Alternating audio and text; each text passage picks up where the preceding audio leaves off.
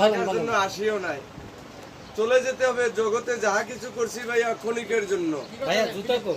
এই ভাইয়া দেখেন, আপনি চিন্তা ভাবনা করে, দাদা ছিল, দাদি ছিল, তারা চলে গেছে, কোথায় গেছে খবর নাই, টিকিট নাই, কোনো ভিসা ছাড়া পাঠাই দিছি। ঠিক তদ্রুপ আবার আপনার ব্যাপারটা ওইরকম ভাইয়া, আমরা কিন্তু থাকতে পারবো না ভাইয়া। আমি আসছি আপনাদের দরবারে, হয়তো আপনার বাড়িতে আসছি, সময় কথা বলে চলে যাব।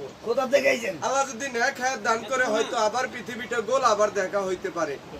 তো ইনশাল্লাহ আমরা সবাই একটু চেষ্টা করবো আমার সেই মালিকের নামগুলো স্মরণ রাখার জন্য, আমার দয়াল নবীর নামগুলো স্মরণ রাখার জন্য, আমার মুর্শিদের নামটা স্মরণ রাখার জন্য। আল্লাহ যেন তৌফিক দান করেন। আল্লাহ আলহামদুলিল্লাহ। আমার একটা ভাই মনে করছে আমি ভিখারি, তাই উনি অনেকগুলো টাকা দিয়ে আমাকে সম্মানিত করছেন। তো ভাইয়া আমি তো টাকার জন্য আসি নাই, আমি আসছি দুই একটা আমার দয়াল নবীর কথা বলার জন্য। এই দুনিয়া থেকে আমরা থাকতে পারবো না, সেই বিষয়ে